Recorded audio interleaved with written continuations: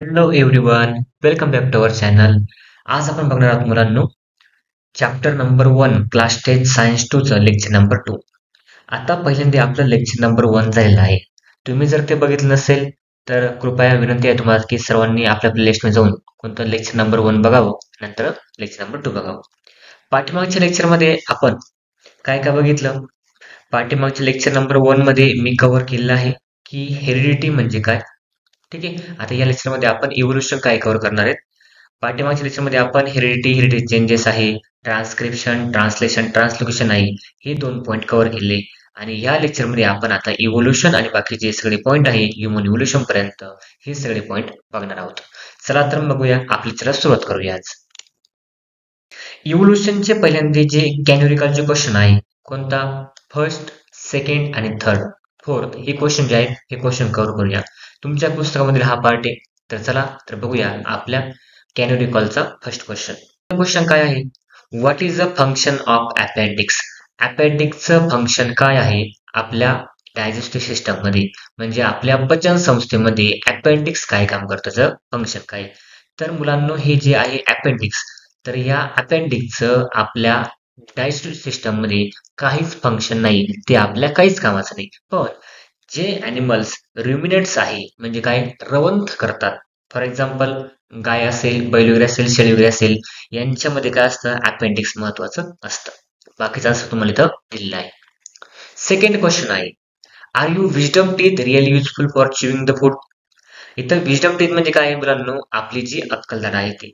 खरोखर आपली wisdom teeth आपल्याला फूड चावण्यासाठी, म्हणजे आपण चावून खाण्यासाठी, चिविंग करण्यासाठी, बारीक करण्यासाठी महत्वाचे आहेत का? तर नाही. आपला हे जे विजडम टीथ आहे, हे विजडम टीथ आपल्याला उपयोगाचं नाही. ठीक आहे. पण बाकीच्या प्राण्यांसाठी हे नक्कीच उपयोगाचं असू शकतं. ठीक आहे. आता याच्यावर तुम्हाला प्रश्न विचारला गेलेला आहे, विजडम टीथ जे आहेत किंवा आपले जे वेस्टिजियल ऑर्गन आहे ते आपल्यासाठी युजफुल असतात की नसतात? ठीक आहे. पुढचा क्वेश्चन बघूया. क्वेश्चन नंबर 3 आहे. काय म्हटलंय? What did the huge animal like dinosaur become extinct? म्हणजे डायनोसर सारखा महाकाय प्राणी एक्सटिंक्ट कसा काय झाला, म्हणजे नामशेष कसा काय झाला? त्याचं उत्तर आहे मुलांना. उत्तर काय मग?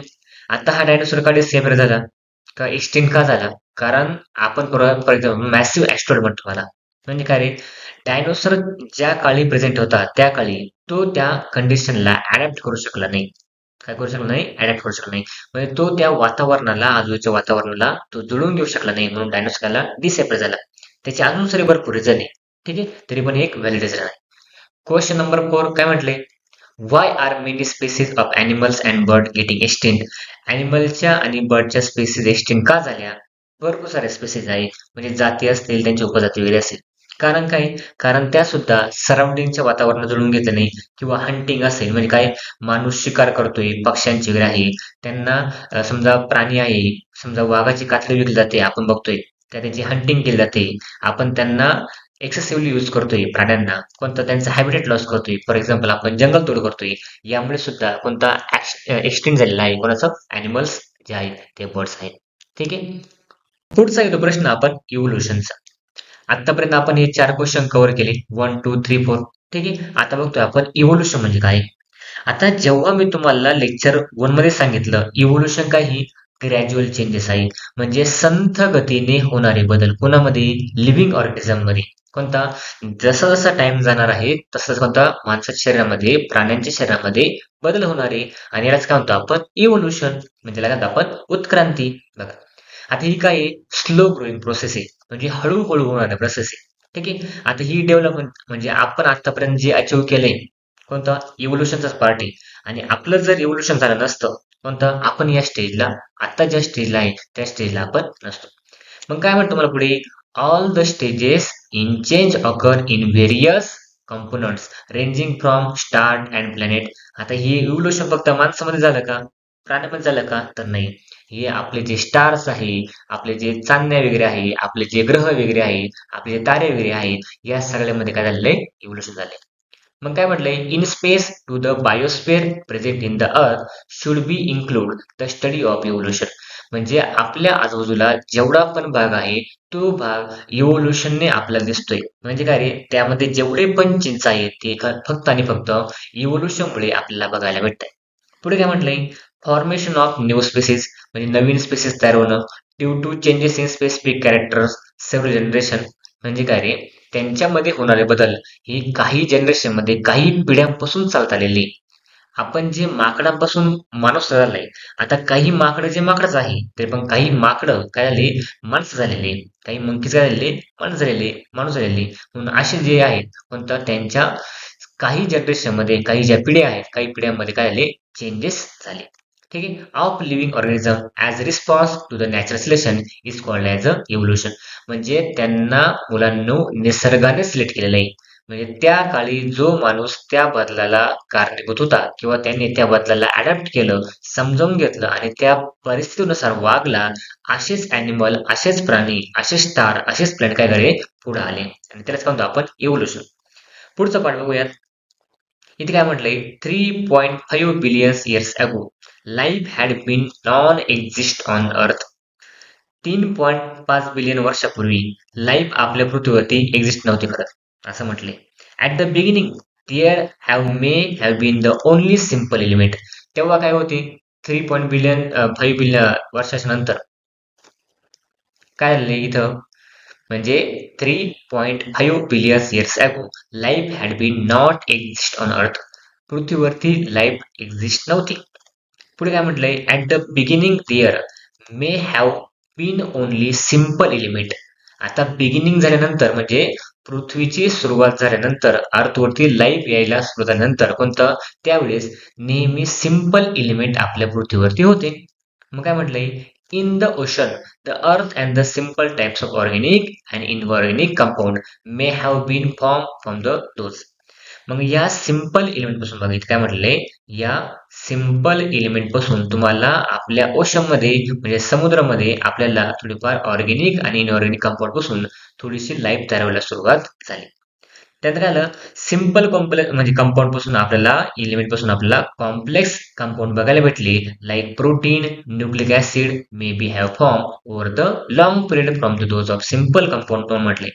म्हणजे थोडक्यात काय, एव्होल्युशन मध्ये काय बघतो मुलांनो, आपल्या शरीरामध्ये संथ गतीने किंवा सजीवांच्या शरीरामध्ये किंवा आपल्या सृष्टीमध्ये हळूहळू होणारे बदल, संथ गतीने होणारे बदल, आणि यालाच काय म्हणतो आपण, इव्होल्युशन. पुढचा पाठ बघूयात आपण. आपण इथपर्यंत बघितले, कुठपर्यंत, इथे न्यूक्लिक ऍसिड तयार झाले. ठीक आहे, न्यूक्लिक ऍसिड आहे, पण काय म्हटले, दोन सिंपल कंपाऊंड तयार झाले. ठीक आहे. आता आपल्याला इथे शिकायचंय बघा, first primitive types of cell may have been form. म्हणजे काय रे, पहिली एकदम साधी सरळ सेल जी आहेत म्हणजे त्याला आपण पेशी असं म्हणतो, ती पेशी तयार झाली from the mixture of different types of organic and inorganic compound. या सिंपल मिक्सचर पासून, कोणत्या सिंपल पण वेगवेगळ्या मिक्सचर पासून ऑर्गॅनिक कंपाऊंड जे आहेत कोणतं तयार झाले. Number of those cell may have been increase at cost of surrounding chemical. मग काही त्यानुसार सराउंडिंग मध्ये अजून काही केमिकल तयार झाले, complex chemical. There may have been some differences among those cells and according to the principle of natural selection.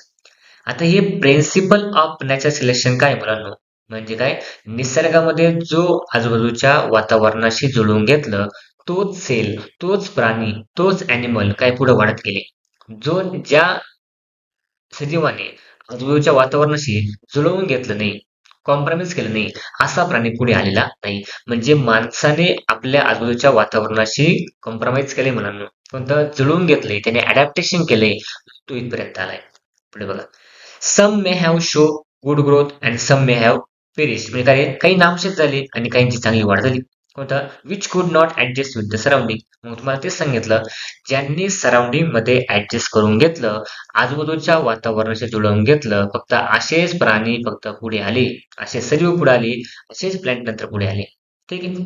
पुढे काय म्हणतो मला, ऍट प्रेझेंट कोणता, crore of species of plant and animal with huge diversity. म्हणजे तुम्हाला huge म्हणजे काय, प्रचंड मोठ्या प्रमाणामध्ये तुम्हाला आता डायव्हर्सिटी बघायला भेटते. म्हणजे काय, विविधता बघायला भेटते. म्हणजे तुम्हाला different types of plant, animal तुम्हाला आज करोडच्या संख्येमध्ये बघायला भेटत आहे, बिकॉज ऑफ इव्होल्युशन. बघा, regarding shape and complexity are present on the अर्थ.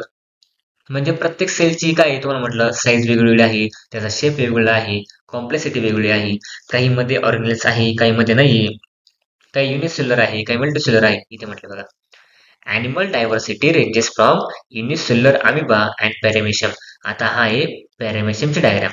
ऑलरेडी तुम्ही अमिबा पण बघितला असा, अमिबाचा असा काही शेप असतो, त्याला शेप वगैरे काही नसतो, तो कसा असतो युनिसेल्युलर. म्हणजे ज्या प्राण्यांमध्ये फक्त एकच सेल असते याला काय म्हणतो आपण युनिसेल्युलर. म्हणजे युनिसेल्युलर पासून तर पूर्णपणे बघा अमिबा, पॅरामेशियम टू मीन कोणता मॅन अँड जायंट व्हेल. कोणता म्हणजे माणूस, आणि जायंट व्हेल म्हणजे काय रे, देव मासा किंवा मासे वगैरे जे असतात ते. ठीक. The plant diversity consists of various species ranging from unicellular chlorella to huge banyan tree. म्हणजे आपण काय वडा झाड वगैरे म्हणतो. म्हणजे थोडक्यात सांगायचं काय, सिम्पल ऑर्गॅनिझम पासून तुम्हाला कॉम्प्लेक्स ऑर्गॅनिझम जे आहेत ते तयार झाले because of evolution.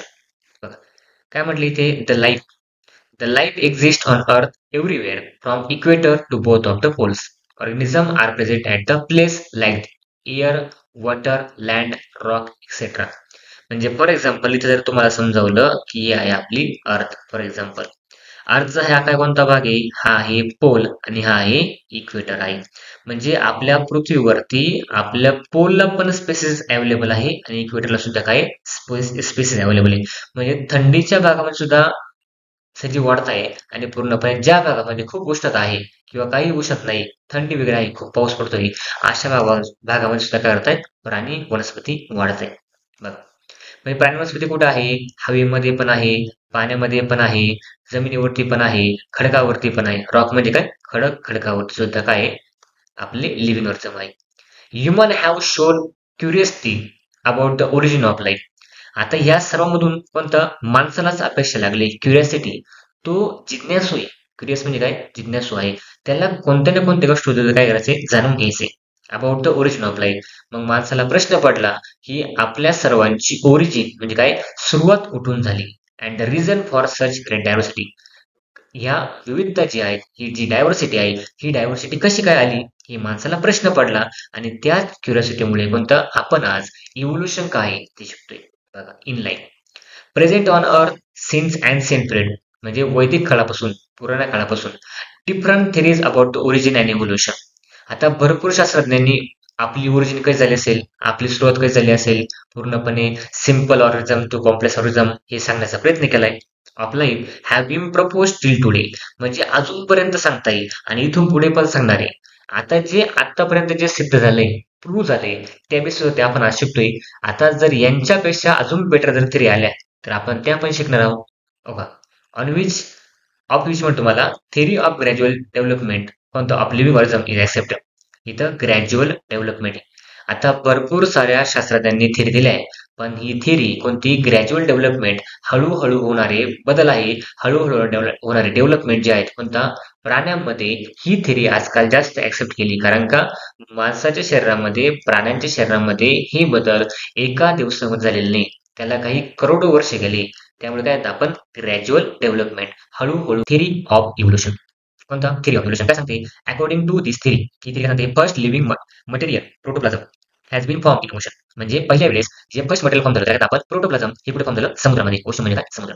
In due to course of time म्हणजे हळूहळू टाइम गेल्यानंतर युनिसेल्युलर ऑर्गॅनिझम वॉज फॉर्म. म्हणजे या प्रोटोप्लाझम नंतर आपल्यामध्ये आपल्या सजीवसृष्टीमध्ये युनिसेल्युलर ऑर्गॅनिझम जे आहेत कोणता, एक पेशीय जे प्राणी आहेत ते प्राणी जन्माला आले किंवा सजीव जन्माला आले असं करू शकतो आपण. बघा ग्रॅज्युअली हळूहळू चेंजेस ऑकर, त्याच्यामध्ये बदल झाले इन द युनिसेल्युलर ऑर्गॅनिझम. आता या युनिसेल्युलर ऑर्गॅनिझम मध्ये बदल झाले from which larger and more complex organism.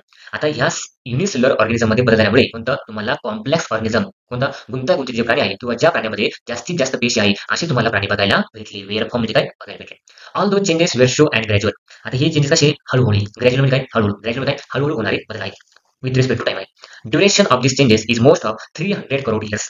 आता जवळजवळ किती वर्ष गेले, 300 करोड वर्ष गेले.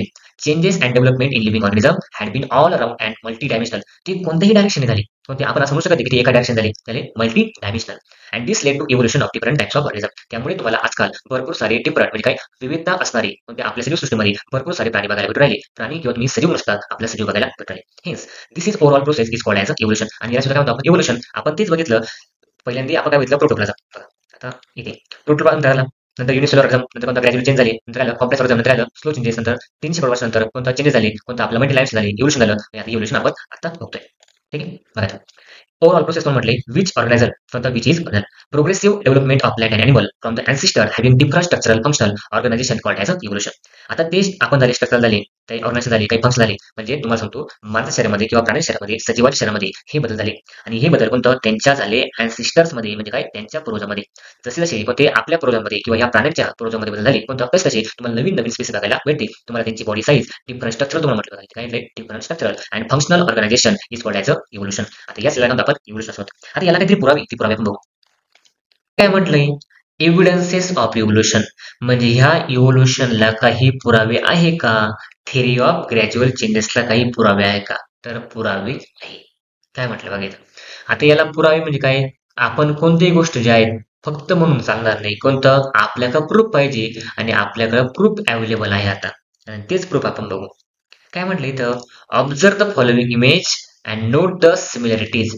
आता हे इमेज जे आहे ते व्यवस्थित बघा आणि याच्यामध्ये तुम्हाला सिमिलॅरिटीज काय बघते म्हणजे बघायला भेटते ते सांगा. ॲनिमल इमेज आणि प्लॅंट इमेज. आता बघा या तिन्ही प्राण्यांमध्ये तुम्हाला सारखेपणा काय बघायला भेटतोय.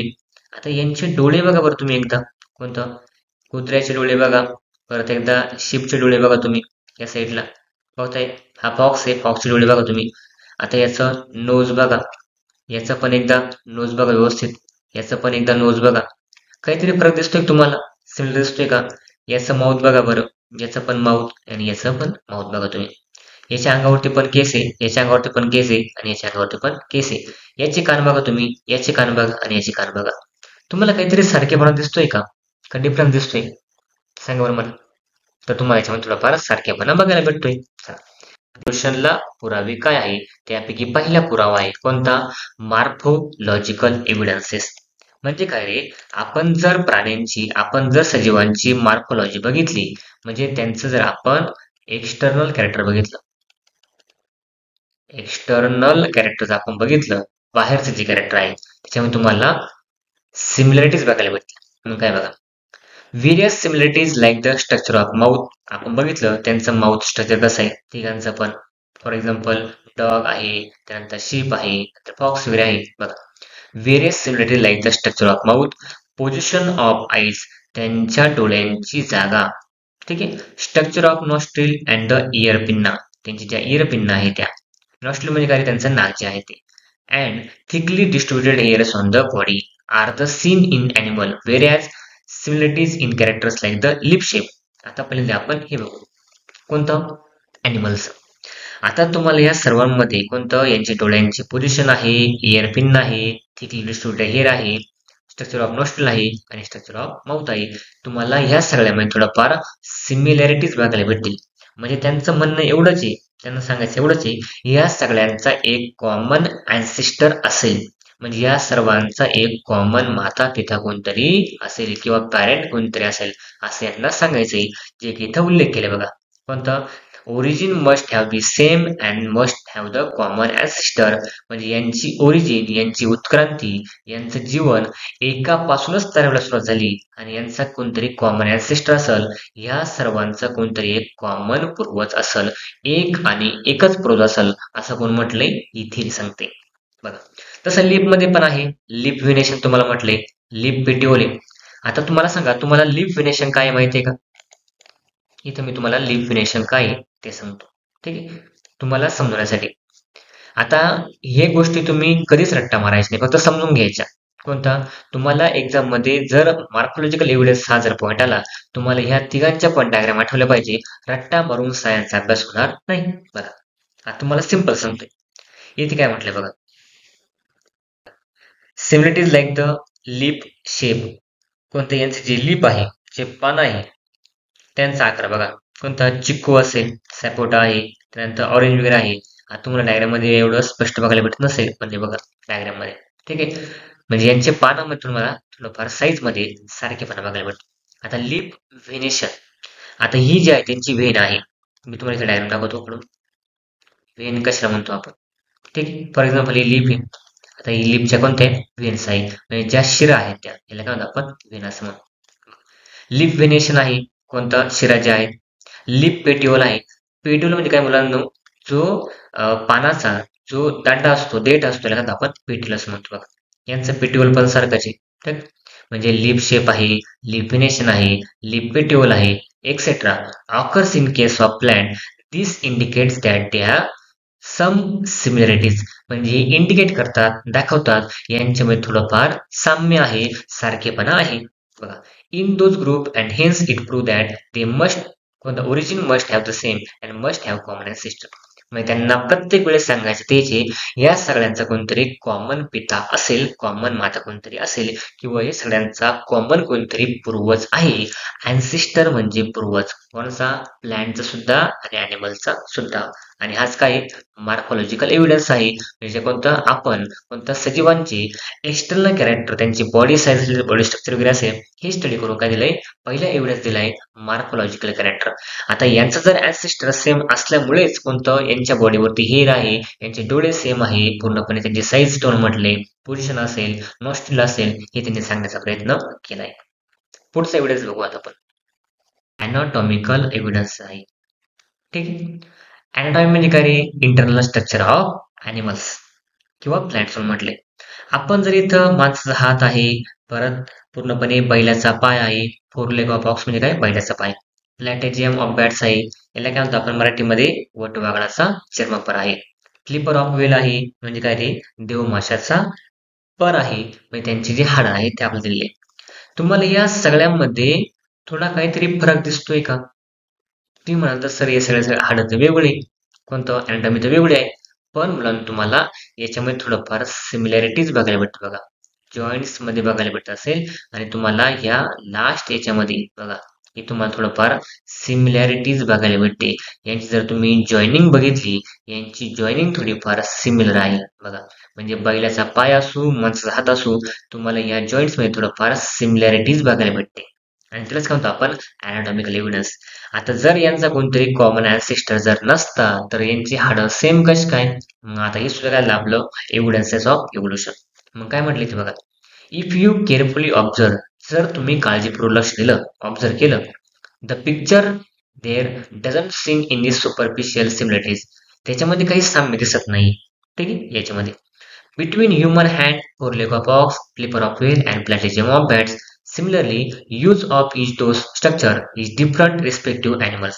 आता हे सगळ्यांचे स्ट्रक्चर कोणते? वेगवेगळे. However, म्हणजे तसं असलं तरी देर इज सिमिलरिटी, त्याच्यामध्ये काहीतरी सारखेपणा आहे. मग काय?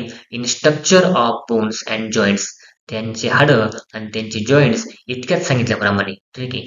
In organ of each of those animal, this similarity indicate that those animal may have the common ancestor. आपण पहिले पण तेच बघितलं मार्फॉलॉजिकल मध्ये, यांचा कोणतरी कॉमन अँसेस्टर आहे. हा झाला कोणता? अॅनाटॉमिकल एव्हिडन्स. पहिला कोणता होता? मार्फॉलॉजिकल एव्हिडन्स. म्हणजे या सर्वांमध्ये सांगण्याचा प्रयत्न केला कोणता? या सर्वांचा कोणतरी एकच पूर्वज असेल किंवा कॉमन पूर्वज असेल. म्हणजे एका पूर्व आपण कॅन यू रिकॉलचे क्वेश्चन जे आहेत. रिकॉलचा फर्स्ट क्वेश्चन काय म्हटले? Which are the different organs in the body of organism. आता म्हणजे मानसिक शरीरामध्ये असे कोणकोणते अवयव आहे? तुम्हाला म्हटलंय ब्रेन आहे, लंग्स आहे, आपलं किडनी आहे, हे आपल्या शरीरामध्ये काय असतात? वेगवेगळ्या प्रकारचे अवयव असतात. पुढचा क्वेश्चन बघूयात आपण. Each of organ useful to organism. कोणता? माणसाच्या शरीरामध्ये असताना प्रत्येक ऑर्गन जो आहे, म्हणजे अवयव जो आहे, माणसासाठी उपयोगाचा असतो का? कोणतं? उत्तर आहे हा. पण काही काही असे आहे, कोणतं ते ऑर्गन आपल्याकडे आहे पण खरोखर आपल्याची गरज नाही. ठीक आहे. काय म्हटलं? Yes, in general most of the organ is living organ are useful and contribute the organism survival and the wellbeing आहे. आता तुम्हाला कळेल हिचं काय उत्तर दिलं आपण? येस दिलेलं आहे. कोणतं? आपल्यासाठी आता जेवढे ऑर्गन आहे ते आपल्यासाठी महत्वाचे, पण तुम्हाला पुढे जाऊन कळेल कोणता आपल्या शरीरामध्ये असे काहीतरी पार्ट आहे शरीराचा, कोणता तो आपल्यासाठी एवढा उपयोगाचा नाही. त्याचा आन्सर आपण पुढे बघणार आहे. आणि त्याच ऑर्गनला काय म्हणतो आपण? Vestigial organ. Degenerated or under develop useless organ.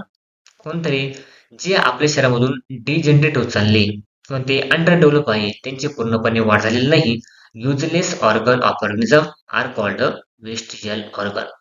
आता तुम्हाला वेस्टिजियल ऑर्गनची डेफिनेशन खूप महत्वाची, बोर्डामध्ये याच्यावरती भरपूर वेळा क्वेश्चन विचारून क्वेश्चन आलेला आहे. ठीक आहे. काय म्हणतो मला, in living organism sudden development of new tissue or organ of living in changing environment is not possible. आता परत, instead existing organ undergo gradual changes. म्हणजे काय रे, आपल्या शरीरामध्ये ऑलरेडी जे ऑर्गन प्रेझेंट आहे त्यांच्यामध्ये हळूहळू बदल होत आहे. ग्रॅज्युअल काय होत आहे, चेंजेस होत आहे. Mostly a specific structure in the body कोणता is useful under certain situation.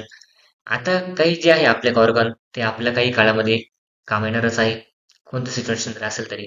हाऊएव्हर same structure under different situation may become useless or even harmful. म्हणजे आपल्या शरीरामध्ये मुलांनो असे काही ऑर्गन आहे ते आपल्यासाठी युजलेस आहे, म्हणजे काहीच कामाचे नाही. ठीक आहे, काही काही हार्मफुल सुद्धा आहे जे आपल्यासाठी धोका उद्भवतात. कोणतं, सच स्ट्रक्चर, आता याला काय म्हणतो आपण, वेस्टिजियल ऑर्गन. ठीक आहे, such structure begins to degenerate under such situation. आता जे काही आपल्यासाठी उपयोगाचे नाही असे हळूहळू कोणता आपल्या शरीरामधून निकामी होतात, कोणता डिजनरेट व्हायला लागतात किंवा आपल्या शरीरामधून निघून जातात. आणि यालाच म्हणतो आपण वेस्टिजियल ऑर्गन आपल्यासाठी उपयोगात नसतात. बघा, such organ are seen in different phases or disappearance. म्हणजे आपला नामशेष होताना दिसतात. इन डिफरंट ॲनिमल्स, वेगवेगळ्या प्राण्यांमध्ये. Such organ those non function in certain organism it may be functional. आता असे काही आहे, काही प्राण्यांमध्ये फंक्शनल आहे, उपयोगाचे आहे, आणि काही प्राण्यांमध्ये उपयोगाचे नाहीये. सिंपल सिंपल आहे. पुढे काय म्हणले, that is it is not vestigial in other organism. म्हणजे काय, ज्या प्राण्यामध्ये असे ऑर्गन कोणतं महत्वाचे आहे त्यांना आपण वेस्टिजियल ऑर्गन म्हणत नाही. पण काही प्राण्यांमध्ये तोच सेम ऑर्गन कोणता उपयोगाचा नाही त्याला काय म्हणतो आपण, वेस्टिजियल ऑर्गन. आता त्याचे एक्झाम्पल आपण बघूया. आपण बघतो वेस्टिजियल ऑर्गन. आता आपल्या शरीरामधले इथे काही पार्ट दिलेले, कोणते, वेस्टिजियल ऑर्गन दिलेले. आता कोणते ते बघू आपण. इथे बघा अपेंडिक्स आहे. आता हा आहे कोणता, अपेंडिक्सचा पार्ट. ठीक आहे, कोणता पार्ट आहे, अपेंडिक्स. अपेंडिक्स म्हणजे काय, आपल्या इंटेस्टाईनला असा एक पार्ट असतो, त्याला नाव दिलं आपण कोणता, appendix.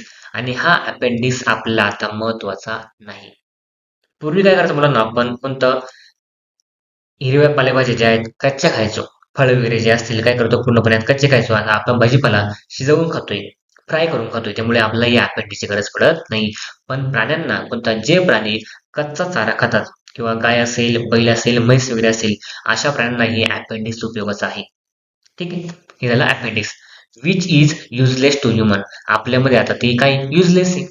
Is useful and the fully functional organ in the ruminants. म्हणजे काय रे, रवंथ करणारे प्राणी. जे प्राणी रवंथ करतात त्यांच्यामध्ये हे अपेंडिक्स खूप महत्वाचं आहे. पण आपल्यामध्ये हे महत्वाचं नाही, म्हणून आपल्यासाठी हे काय, वेस्टिजियल ऑर्गन आहे, आणि प्राण्यांसाठी काय, युजफुल आहे. Similarly muscles of ear pinna. कोणता, हे इयर पिन्ना म्हणजे मसल बघा, कोणता, हे मसल्स आपल्या उपयोगाचे नाही. पण मुलांना हे मसल्स जे आहेत हत्तीमध्ये उपयोगाचे आहेत. हत्तीमध्ये का, मग तुम्हाला विचारला होता हा प्रश्न, कोणता, वेस्टिजियल ऑर्गन कोणता ह्युमन साठी जे आहेत कोणते महत्वाचे नाही, पण ते ह्युमन साठी महत्वाचे नसणारे बाकीच्या प्राण्यांमध्ये महत्वाचे आहे का, तर हो. अपेंडिक्स आपल्यामध्ये महत्वाचं नाही, पण ते रुमिनंट्स मध्ये जे प्राणी रवंथ करतात, कोणता चारा जो आहे परत म्हणजे तोंडामध्ये आणून ते रवंथ वगैरे करतात, परत बारीक बारीक करून खातात, कोणता, त्याला म्हणतो आपण रुमिनंट्स. ठीक आहे. आता इयर पिन नाही आपल्यामध्ये महत्वाचा नाही, पण कोणता हत्तीसाठी महत्वाचं आहे, कारण का हत्तीचं बॉडीसाठी जे टेम्परेचर आहे, बॉडीचं टेम्परेचर मेंटेन करतोय कोणता, या इयर पिनना, म्हणजे त्याचे इयर जे आहे, त्यामुळे हत्तीसाठी हे महत्वाचे. हत्तीसाठी ते काय, युजलेस नाही, युजफुल आहे. बघा, which are useless to human. आता हे इयर पिन्ना आपल्यासाठी युजलेस आहे, हत्तीसाठी महत्वाचे आहे. Are useful in the monkeys for the movement of ear pinna. आता ते माकडामध्ये महत्वाचं आहे, कशाला, मुवमेंट करायला ear pinna. Various vestigial organ like the tail bone. आता ही जी टेल बोन आहे आपल्याला शेपटी आहे का, आता नाही. आपली शेपटी काय झाली, डिजनरेट झाली. काय झाली, डिजनरेट झाली, म्हणजे काय, ती नामशेष झाली. पण आपल्याला शेपटी असणार कोणतं, आपल्या शरीरामध्ये टेल बोन कोणतं, कॉकेस नावाचे जे ऑर्गन आहे ते आपल्याला अजून पण आहे, म्हणजे ते आपल्या उपयोगाचं नाही. बघा, विजडम टीथ म्हणजे अक्कलदाढ, अँड द बॉडी हेअर्स म्हणजे शरीरावरती असणारे जे केस आहे, are present in the body of human being. आता हे सगळे काय, वेस्टिजियल ऑर्गन आहे. तुम्हाला ऑड वन आउट मध्ये असे क्वेश्चन जे आहेत, इयर पिन असेल, विजडम टीथ असेल, परत बॉडीवरती आपले हेअर जे आहेत, असे ऑर्गन काय, आपले वेस्टिजियल ऑर्गन आहे. लक्षात ठेवायचे. ठीक आहे. आणि याच्यावरती प्रश्न भरपूर वेळा विचारून गेला. हा VIMP पार्ट आहे, व्हेरी इम्पॉर्टंट पार्ट आहे. ठीक आहे, वेस्ट लेवल लक्षात ठेवायचं आहे. बघा काय म्हणले, ऑब्झर्व फॉलोइंग पिक्चर्स आहे. तुम्ही एक पिक्चर्स बघा बरं एकदा, काय वाटतं तुम्हाला हे कसे असतील? आता नक्कीच कोणी पण हे सांगू शकतं की सर हे कोणतं, हे आपल्याला काय भेटलेले उत्खनातून भेटलेलं, म्हणजे आपण जेव्हा खाणकाम केलंय त्या खाणकामामध्ये आपल्याला बघायला भेटते, तेव्हा हे तुम्हाला शिक्के कुठे बघायला भेटतंय, जमिनीमध्ये बघायला भेटतंय. ठीक आहे. आणि यालाच काय म्हणतो आपण, फॉसिल म्हणतो. आता फॉसिल काय आहे आणि याचा आपल्याला कसा उपयोग झालाय ते आपण बघणार आहेत. पाठीमागच्या डायग्राम मध्ये फॉसिल बघितलं. फॉसिल म्हणजे काय रे, जे प्राण्यांचे अवशेष जमिनीखाली काढले गेले त्याला काय म्हणतो आपण, फॉसिल असं म्हणतो. इथे बघा काय पहिला एव्हिडन्स काय बघितला आपण, मॉर्फोलॉजिकल एव्हिडन्सेस बघितला. दुसरं कोणतं बघितलं आपण, अनाटॉमिकल एव्हिडन्सेस. तिसरं कोणतं बघितलं आपण, वेस्टिजियल ऑर्गन. आणि हा चौथा कोणता आहे, पॅलेंटॉलॉजिकल एव्हिडन्सेस. हे आतापर्यंत आपण 3 एव्हिडन्सेस बघितले. ठीक आहे. आता बघूयात आपण पॅलेंटॉलॉजिकल एव्हिडन्सेस. काय म्हणतो मला बघा, अ क्वेश्चन मे अराइज, असा क्वेश्चन निर्माण होतो कोणता, in your mind, that which organism existed millions of years ago. म्हणजे काय मुलांनो, ते एक्झिस्ट होते का, आपण असं कसं काय म्हणू शकतो, हा आता प्रश्न आहे. ठीक आहे. म्हणजे एक्झिस्ट म्हणजे काय, ते पहिल्यांदा होते का, त्याला पर्याय मग काय, how we can tell this. त्याचं कारण काय, now this secret has been hidden in the earth. आता हे जे गुपित आहे कोणतं, हे गुपित पृथ्वीमध्ये लपलेलं आहे, हिडन आहे. काय म्हटले, large number of organism get buried due to disaster like flood, earthquake, volcano. आता हे बरीड म्हणजे काय, जमिनीखाली गाडले गेले. कशामुळे, डिझास्टर, काही आपत्ती असेल, कोणतं असेल, फ्लड वगैरे असेल, काही पूर वगैरे आला असेल, अर्थक्वेक वगैरे असेल, भूकंप आला असेल, व्होल्कॅनो आले असेल, अशा ऍक्टिव्हिटीमुळे कोणतं, ते जमिनीखाली गाडले गेले. बघा, remnants and the impression of such organism remain preserve underground. म्हणजे त्यांची जी पूर्णपणे शिक्का जो आहे, त्यांचे प्राण्यांची जी हाडं जी आहेत कोणतं, जमिनीमध्ये जसे आहे तसे गाडले गेल्यामुळे त्यांचे रिमेनंट्स, त्यांचे अवशेष आपल्याला जमिनीमध्ये सापडले. ठीक आहे. त्याचं इम्प्रेशन पडलं कुठे, जमिनीमध्ये. आता इम्प्रेशन म्हणजे काय रे, पूर्णपणे त्यांचे जे साचे आहेत ते साचे आपल्याला बघायला मिळते. दिस आर कॉल्ड एज फॉसिल. आणि यालाच काय म्हणतो आपण, फॉसिल. डेफिनेशन काय मग, इथून डेफिनेशन बघा. जर तुम्हाला कोणी म्हटलं फॉसिल म्हणजे काय, त्याची डेफिनेशन कोणतं, remnants and the impression of such organism remain preserve underground, this are called as fossil. बघा, study of fossil is an important aspect of study of evolution. म्हणजे आपल्याला जे फॉसिल आहे, फॉसिल सुद्धा इव्होल्यूशन मध्ये भरपूर वेळा मदत करते. म्हणजे सजीवांचं इव्होल्यूशन, सजीवांची उत्क्रांती आपण शोध घेतोय कशाचा, ग्रॅज्युअल थेरी जे आहेत, थेरी ऑफ ग्रॅज्युअल इव्होल्यूशनचा. म्हणजे आपली थोडक्यात वाढ कुठून झाली, कोणतं निर्माण कुठं झालं आपलं, हे आपण शोधण्याचा प्रयत्न करतोय. आणि ते शोधण्या पाठीमागे आपला फॉसिल सुद्धा कोणता, पॅलेंटॉलॉजिकल एव्हिडन्स सुद्धा खूप महत्वाचा आहे. पुढे बघा काय म्हटलंय, carbon consumption of animal and plant stop after death. आता यांचं आयुष्य किती असेल आपण कसं काय ओळखणार आहे, त्याला एक मेथड आहे. आणि त्याच मेथडला काय म्हणतात, तुम्हाला म्हटलंय कार्बन डेटिंग मेथड. ही मेथड काय आपण बघू.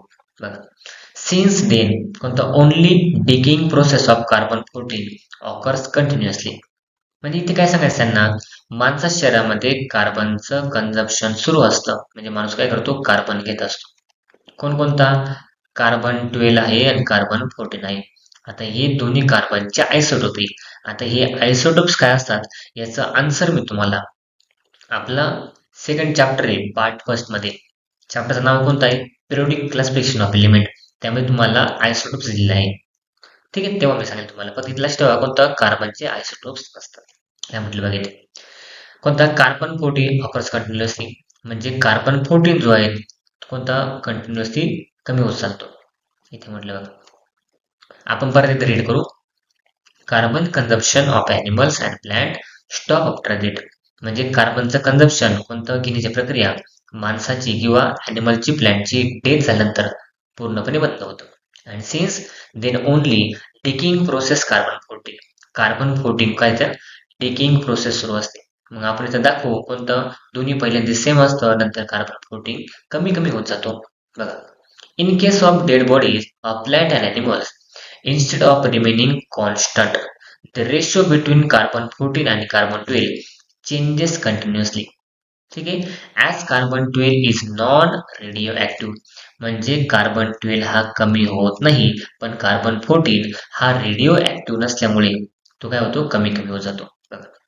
The time passed since the death of plant animal can be calculated by measuring radioactivity of carbon 14 and ratio of carbon 14 to carbon 12 present in their body. This is called as a carbon dating method. आणि याच मेथडला काय म्हणतो आपण, carbon dating method. म्हणजे कोणता तरी carbon शरीरामध्ये कमी कमी होत चालतो आणि या कमी होण्यावरून आपण त्या ॲनिमलचं, आपण त्या प्लॅन्टचं एज फाइंड आउट करतोय. म्हणजे काय, वय आपण शोधू शकतो. आणि तो प्राणी किती दिवसापूर्वी मेला असेल, त्याचं वय किती असेल, हे आपण तेव्हा फाइंड आउट करू शकतो. ठीक आहे. आणि ह्याच मेथडला काय म्हणतो आपण, कार्बन डेटिंग मेथड. ठीक आहे. आणि ही काढली होती विलार्ड लेवी नावाच्या शास्त्रज्ञांनी आणि त्यांना नोबेल प्राइज सुद्धा भेटला होता. ठीक आहे. It is use paleontology and anthropology, ठीक आहे, for determining the age of human fossil and the manuscript. म्हणजे आपण भरपूर सारे पुराणे जे ग्रंथ आहेत, म्हणजे जुने ग्रंथ आहे, त्या ग्रंथामध्ये आपल्याचा उल्लेख सापडतो. ठीक आहे. Once the age of fossil been determined by such technique, it become easy to deduce the information about their erstwhile organism. म्हणजे आपल्याला जर त्याला कळलं की त्याचं वय किती असेल, किती दिवसापूर्वी ते फॉसिल असेल किंवा तो प्राणी मेलाय, त्यावरून आपण हे सगळं फाइंड आउट करू शकतो, ओळखू शकतो. बघा, it seems that vertebrates have been slowly originated from the invertebrates. आता पुढच्या स्लाइडमध्ये आपण बघूया व्हर्टिब्रेट्स काय असतात आणि इनव्हर्टिब्रेट्स काय असतात. म्हणजे vertebrates have been slowly originated. आता ज्यांना पाठीचा कणा आहे त्याला आपण व्हर्टिब्रेट्स म्हणतो, आणि ज्यांना पाठीचा कणा वगैरे नाही किंवा हाडं वगैरे नसतात त्यांना काय म्हणतो आपण, इनव्हर्टिब्रेट्स. म्हणजे त्यांना सांगायचं काय, इनव्हर्टिब्रेट पासून हळूहळू व्हर्टिब्रेट्स तयार झाले. ज्यांना पाठीचा कणा नव्हता, हाडं वगैरे नव्हते, अशा प्राण्यापासून, अशा सजीवापासून तुम्हाला पाठीचा कणा असणारे प्राणी उगवण झाले, तयार झाले. तुम्हाला याचा आन्सर दिले, काय म्हणतो तुम्हाला, इनव्हर्टिब्रेट पासून तुम्हाला व्हर्टिब्रेट कसे तयार झाले याचा आन्सर तुम्हाला दिले. आता हे इनव्हर्टिब्रेट म्हणजे, आता ही गोगल काय आहे, स्टारफिश वगैरे आहे, आता हे आहे कोणतरी इनव्हर्टिब्रेट्स. मला सांगा, गोगल गाय मध्ये तुम्हाला हाडं वगैरे दिसतात का, काही स्केलेटल सिस्टम वगैरे दिसतात का, नाही दिसत.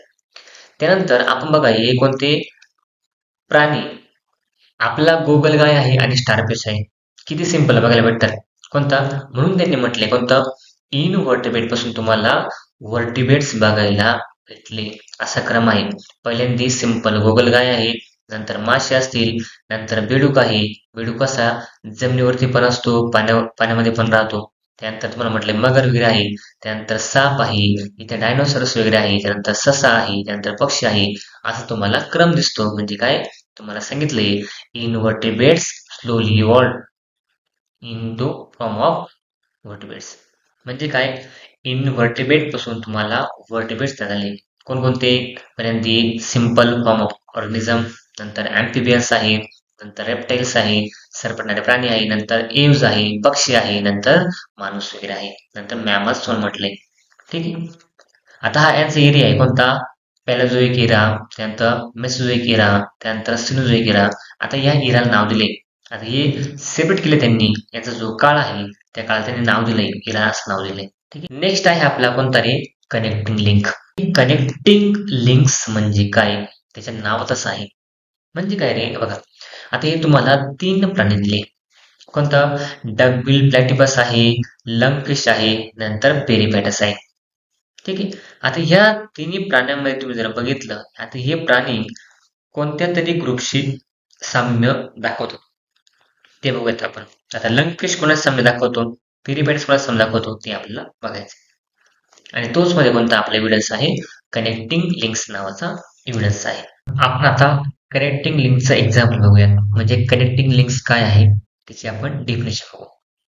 इथे काय म्हणतो मला, some plants and animals show some morphological characters by which they can be related to the different group. म्हणजे असे काही प्राणी आहे, असे काही वनस्पती आहे, त्यांचे कॅरेक्टर जे आहेत कोणते, मॉर्फॉलॉजिकल कॅरेक्टर अजून दुसऱ्या ग्रुपमध्ये असणाऱ्या प्राण्यांसारखे दिसतात, सजीवांसारखे दिसतात. त्याला काय म्हणतो आपण, connecting link. Example peripatus, character like segmented body. आता या सगळ्या पूर्ण पॅराग्राफचे एक्सप्लेनेशन जे आहे तुम्हाला पुढच्या स्लाइडमध्ये देणार आहे. ठीक आहे, त्यामुळे तुम्हाला एकदम डायग्राम वाईज तुम्हाला एक्सप्लेनेशन दिलेलं आहे. हा पॅराग्राफ जसा आहे तसाच मी तुम्हाला पुढे शिकवणार आहे, फक्त डायग्रामच्या मदतीने, जेणेकरून तुम्हाला शिकायला पण मजा येईल आणि तुम्हाला समजायला पण सोपं होईल. मुलांना आपण जो पॅराग्राफ बघितला मग अशी त्याचं एक्सप्लेनेशन इथं आहे बघा. हा तुम्हाला कोणता दिसतोय? पेरिपेटस नावाचा ऑर्गॅनिझम. आता याचे काही कॅरेक्टर्स आहे, कोणकोणते? Segmented body. याची बॉडी कशी सेगमेंटली बघा, इथं तुम्हाला काही सेगमेंट बघायला भेटत आहे. ही काय सेगमेंटेड बॉडी.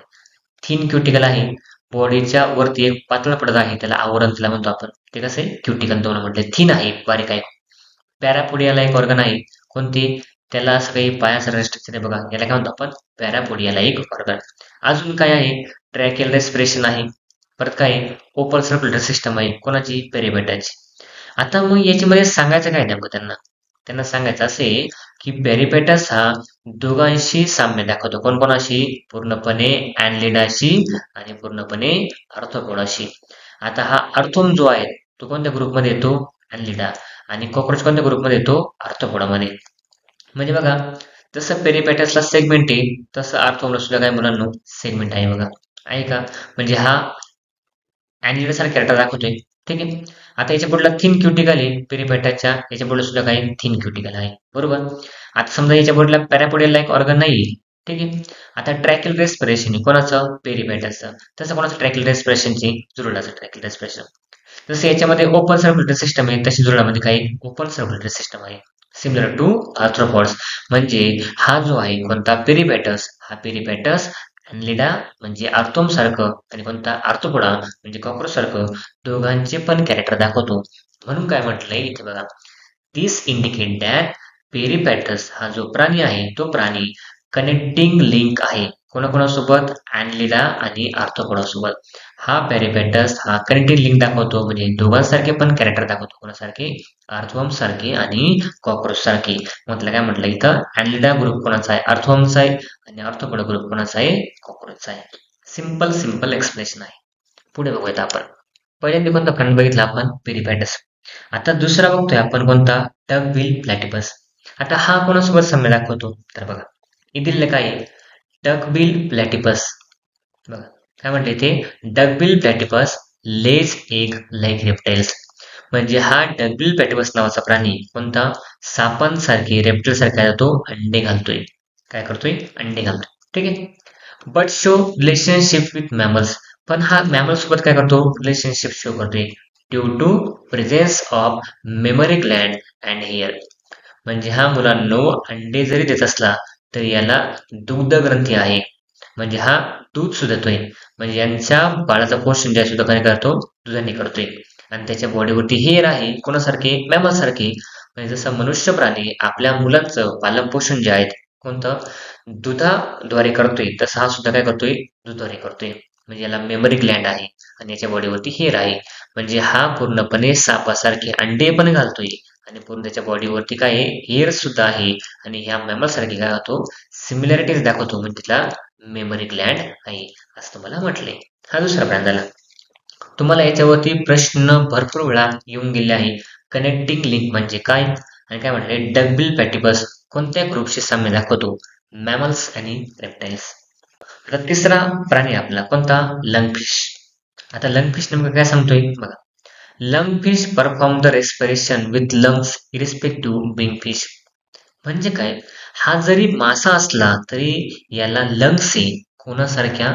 माणसासारखे लंग्स आहे. जसं आपण श्वास घेतोय, श्वास कुठे जातो आपला? आपल्या लंग्स जातोय, आपल्या फुफ्फुसामध्ये जातोय. तसं याला पाण्यात राहून सुद्धा याला लंग्स कसे काय? असा प्रश्न पडतोय, बरोबर की नाही? पुढे बघा काय म्हटले? This examples indicate that mammals are evolved from. म्हणजे हे एक्झाम्पल सांगतंय कोणतं? मॅमल्स इव्हॉल्व्ह झाले कशापासून? रेप्टाइल पासून. म्हणजे विचार करा, आपण रेप्टाइल्स पासून जन्माला आलो आहोत आणि अँफिबियस फॉर्म फिशेस. म्हणजे या माशांपासून बेडूक तयार झालं आणि बेडकापासून परत काय आले? माणसं झाली. किंवा या रेप्टाइल पासून काय पूर्णपणे माणसं तयार झालेली आहेत. असं तुम्हाला सिंपल एक्सप्लेनेशन आहे. आतापर्यंत आपण एकूण 5 एव्हिडन्स बघितले. आता एव्हिडन्स नावं पटपट सांगायची मला. आपण त्याच्यामध्ये काय काय बघितलं? बघा. पहिला एव्हिडन्स कोणता होता मुलांनो? मला सांगा पहिला एव्हिडन्स कोणता बघितला आपण? Morphological evidence. दुसरा अनाटॉमिकल एव्हिडन्सेस. तिसरा वेस्टिजियल ऑर्गन. चौथा पॅलेंटॉलॉजिकल एव्हिडन्स. पाचवा कनेक्टिव्ह लिंक आणि सहावा कोणता आपला? Morphological evidences. Very good. असे पटापट आन्सर द्यायचे.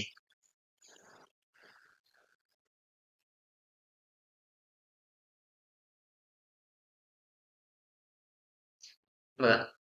6 नंबरचा कोणता एव्हिडन्स आपला? एम्ब्रिओलॉजिकल एव्हिडन्स. आता हा एव्हिडन्स एकदम सोपा आहे. काय म्हटलं याच्याने बघा.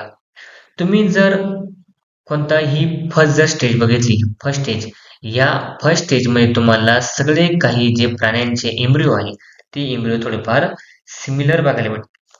तुम्हाला थोड्या दुसऱ्या स्टेजमध्ये याच्यामध्ये फरक जाणवेल आणि तिसऱ्या स्टेजमध्ये तुम्हाला कोणता प्राणी आहे थोडंफार लक्षात येईल. मग हेच ते सांगते कोणता एम्ब्रिओ आज सांगतोय पहिल्या स्टेजमध्ये सगळ्या प्राण्यांचे एम्ब्रिओ जवळपास सारखे का?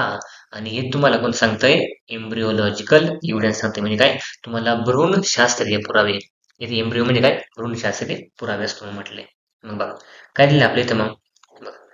Comparative study of embryonic development stages of various vertebrate.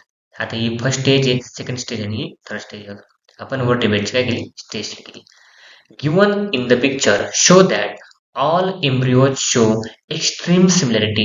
म्हणजे सगळेच्या सगळे एम्ब्रिओ हे जास्तीत जास्त सारखेपणा दाखवत आहे. कोणत्या स्टेजमध्ये? पहिल्या स्टेजमध्ये. आणि यालाच काय म्हणतो आपण?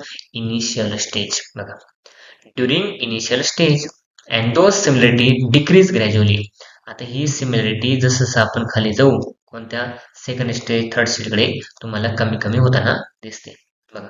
Similarities and initial stage indicate the common origin of all these animal. आता यांची काय कॉमन ओरिजिन आहे? म्हणजे आपण असं म्हणू शकतो का ते must have the common ancestor. ह्या सगळ्यांचा कोणतरी एक कॉमन पूर्वज आहे, कोणतरी एकच पूर्वज आहे असं म्हणतोय. तुम्ही प्रत्येक जो एव्हिडन्स बघितला त्या एव्हिडन्सला सांगायचं असंच आहे की प्रत्येकाचा अँसेस्टर कॉमन आहे. आता हे झाले पुरावे. पण आपण कसे तयार झालो याचे थोडेफार पुरावे यांनी देण्याचा प्रयत्न केला. आणि हे पुराव्यानंतर असे काही शास्त्रज्ञ आहे कोणी यांनी हे पुराव्यावरती एक्सप्लेनेशन देण्याचा प्रयत्न केला अजून. ठीक आहे. ते बघूयात आपण. Darwin's theory. म्हणजे डार्विन नावाचा एक सायंटिस्ट होता. त्यांनी एक थेरी दिली होती. त्या थेरीचं नाव काय होतं? Theory of natural selection. आता ही थेरी नेमकी काय सांगते बघूयात आपण. काय म्हटलंय? Charles Darwin had collected innumerable specimens of plants and animals. म्हणजे चार्ल्स डार्विनने भरपूर सारे इन्युमरेबल स्पेसिमन्स म्हणजे काय? जसं प्राण्यांचे अवशेष असतील, पूर्णपणे वनस्पतीचे अवशेष असतील, असे त्यांनी स्पेसिमन गोळा केले होते. And depending upon their observation, ठीक आहे, of those specimen he publish the theory of natural selection. त्याने ते जे एव्हिडन्स गोळा केले होते, जे स्पेसिमन गोळा केले होते, त्याच्या बेसवरती त्याने एक पुस्तक लिहिलं आणि ते पुस्तक काय केलं? पब्लिश केलं. कोणतं? त्यालाच काय म्हटलं आपण? Theory of natural which preaches the survival of the fittest. त्यांनी काय सांगितलं? जो एन्व्हायरमेंट सोबत सर्वायवल असेल तोच फिट राहू शकेल. फॉर एक्झाम्पल, जर वातावरण चेंज झालं, आजूबाजूचं जर वातावरण बदललं, त्या वातावरणामध्ये जो माणूस, जो व्यक्ती, जो प्राणी, जो सजीव फिट असेल तो सर्व होईल, म्हणजे तो जगू शकेल. आता फॉर एक्झाम्पल, जर भूकंप आला, जर तुम्हाला पूर आला, पुरामध्ये किंवा पुराच्या पाण्यामध्ये ज्या माणसाला पोहता येत असेल किंवा जो प्राणी आपला जीव वाचू शकेल तो जगेल. कोणतं? जो पूर्णपणे सराउंडिंग मध्ये फिट असेल तो सर्व होईल. किंवा एखादा रोग आला, आता कोरोनाचं एक्झाम्पल घ्या. कोरोनामध्ये विचार करा किती सारे माणसं मेले होते, पण सर्वांमध्ये जो फिट असेल त्याने सर्वाइव्ह केलं आणि बाकीचे माणसं मेले. For this purpose Darwin had publish a book title origin of species. आणि प्रश्न विचारतात डार्विनने कोणतं बुक पब्लिश केलं होतं? कोणतं? Origin of species. आणि ओरिजिन ऑफ स्पीसीज कशा बेस होती? Natural selection. म्हणजे त्याने आतापर्यंत जो पण एव्हिडन्स कलेक्ट केले त्या एव्हिडन्सच्या बेसवरती त्यांनी पुस्तक लिहिलं. पुस्तकाचं नाव काय? Origin of species. बघा. While explaining the concept, Darwin says that the organism reproduce prolifically. Prolifically म्हणजे काय रे? प्रत्येक सजीवाला असं वाटते की मी जास्तीत जास्त रिप्रोडक्शन करावं. म्हणजे माझे जास्तीत जास्त समाजामध्ये दबदबा असावा किंवा समजा कोणतेही प्राणी असू द्या, तुम्ही चिमणी घ्या, कावळा घ्या, माणूस घ्या, प्रत्येकाला असं वाटतंय की आता माझा जो जीव आहे, म्हणजे माझे जे मुलं आहेत, कोणते जे पक्षी असतील, प्राणी असतील, ते जास्तीत जास्त व्हावेत असं प्रत्येकाला वाटते. ऑर्गॅनिझम रिप्रोड्यूस प्रॉलिफिकली, तो जास्तीत जास्त रिप्रोडक्शन करतोय. प्रत्येक प्राणी हा जास्तीत जास्त रिप्रोडक्शन करतोय. त्याचं सिंपल एक्झाम्पल, तुम्ही एखादं झाड घ्या, आंब्याचं झाड आहे, तिला किती कैऱ्या लागतात? भरपूर साऱ्या कैऱ्या लागतात. कारण कैऱ्यामध्ये काय असतं? बी असतं. म्हणजे प्रत्येक सजीव हा कोणता जास्तीत जास्त रिप्रोडक्शन करण्याचा प्रयत्न करतोय. बघा, all organism complete with each other in the life creating manner. आता तो काय करतोय? त्याची लाईफ कम्प्लीट करतोय कोणता? सराउंडिंगच्या प्रेझेन्स मध्ये.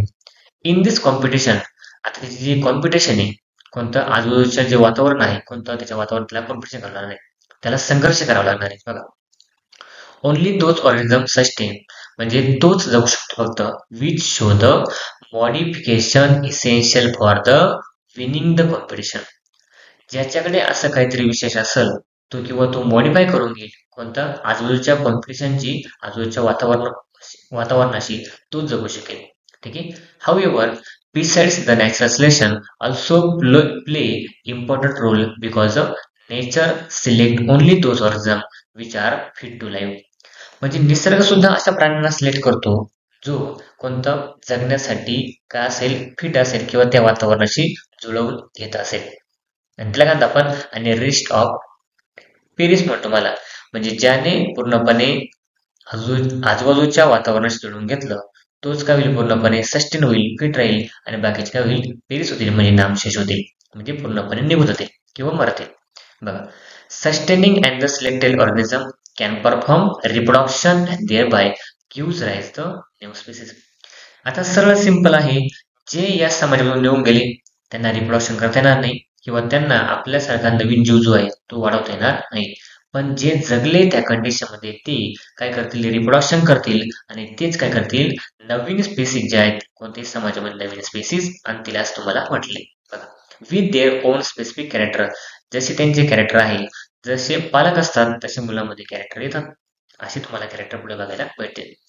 Darwin theory of natural selection was widely accepted, म्हणजे डार्विनच्या थेरीला मुलांना इतकं सारं ऍक्सेप्टन्स भेटलं डार्विन सांगितल्यानंतर. आणि डार्विनची एक थेरी सुद्धा आहे, जी थेरी भरपूर साऱ्या लोकांना माहित नाही. डार्विनची स्टोरी, जर मला टाइम भेटल्यानंतर मी तुम्हाला ती डार्विनची स्टोरी सांगेन, तुम्ही मला फक्त आठवण द्या, मी तुम्हाला एखाद्या वेळेस डार्विनची स्टोरी सांगेल. थेरी म्हणजे डार्विनची जी स्टोरी होती, ती स्टोरी खूप भयानक स्टोरी डार्विनची. ठीक, ऑफ लॉंग ड्युरेशन. हाऊएव्हर, बघा, भरपूर काळापर्यंत डार्विन थेरी वापरली गेली, ऍक्सेप्ट केली गेली. हाऊएव्हर, सम ऑब्जेक्शन वेअर राईज, म्हणजे थेरी किती चांगली असली तरी पण त्याला काहीतरी लिमिटेशन्स असतात, ऑब्जेक्शन असतात. कोणतरी ऑब्जेक्शन घेते, कोणतरी पूर्णपणे थेरी मांडलेली नसते किंवा ते ऍक्सेप्ट झालेली नसते. Were raise against the theory some of the main objections are. मुलांनो, हे 3 ऑब्जेक्शन तुमचे पाठच असावे. भरपूर वेळा सर्व पेपरला याच्यावरती प्रश्न विचारले जातात. कोणता? डार्विनच्या थेरीवरती ऑब्जेक्शन काय आहे. इथे काय बघितलं आपण? सिंपल डार्विनने एक पुस्तक लिहिलं, कोणतं? Origin of species. त्याने काय केलं? एक थेरी मांडली, कोणतं? Theory of natural selection. त्याच्यामध्ये काय सांगितलं? जो फिट असेल तोच काय करेल? पूर्णपणे रिप्रोडक्शन करेल, किंवा प्रत्येक अडचण काय करतो? जास्तीत जास्त रिप्रोडक्शन करतोय किंवा जास्तीत जास्त मुलांना त्यांच्या आपल्या सारख्या स्पीसीजला समाजामध्ये आणण्याचा प्रयत्न करतोय. आणि नेचर सुद्धा एक रोल असतो. नेचर काय करतो? फिट ऑर्गॅनिझमला काय करतो? सर्व करायला चान्स देतो. ठीक आहे, तरी पण त्याला काही ऑब्जेक्शन होते. आता ऑब्जेक्शन काय? पहिलं ऑब्जेक्शन बघू आपण. Natural selection is not only factor responsible for revolution. आता डार्विनने काय सांगितलं? सगळ्याच्या बेस कोण असतो? नॅचरल सिलेक्शन असतं. आता नॅचरल सिलेक्शन प्रत्येक वेळेस काम करलं असं नाही, कोणत्या? इव्होल्युशनसाठी. हे झालं पहिलं ऑब्जेक्शन. म्हणजे डार्विन हे प्रूव्ह करू शकला नाही की नॅचरल सिलेक्शन हे फक्त एक ऑब्जेक्शन नाही किंवा फॅक्टर नाही रिस्पॉन्सिबल साठी किंवा इव्होल्युशन साठी रिस्पॉन्सिबल नाही. पुढे काय म्हटले? Darwin did not mention any explanation. Darwin mention करू शकत नाही कोणतं explanation? Useful and the useless modification. म्हणजे आपल्या शहरामध्ये जे युजफुल आहे आणि आपल्या शहरामध्ये जे युजलेस आहे त्यांचं मॉडिफिकेशन का आलं गेलं, म्हणजे का केलं किंवा आपल्या शहरामध्ये का आलं, असं डार्विन सांगू शकला नाही. तिसरं काय म्हणतो मला? There is no explanation about the slow changes and the abrupt changes abrupt changes म्हणजे काय रे? डार्विन सांगू शकला नाही कोणतं माणसा शरीरामध्ये जे असणारे बदल आहे, कोणते हळूहळू होणारे बदल आहे आणि जे अचानक होणारे बदल आहे, याचं नेमकं काय असतं? आता हे डार्विन सांगू शकला नाही. म्हणजे थोडक्यात आपण डार्विनच्या थेरीचे 3 ऑब्जेक्शन बघितले. पहिलं काय? नॅचरल सिलेक्शन हा फक्त एक फॅक्टर असू शकत नाही साठी रिस्पॉन्सिबल असतो इव्होल्यूशनसाठी. हा झाला पहिला. दुसरं काय आहे? डार्विन मेन्शन करू शकलो नाही कोणतं? युजफुल अँड युजलेस मॉडिफिकेशन शरीरामधलं. आणि अजून एक काय? स्लो चेंजेस आणि फास्ट चेंजेस.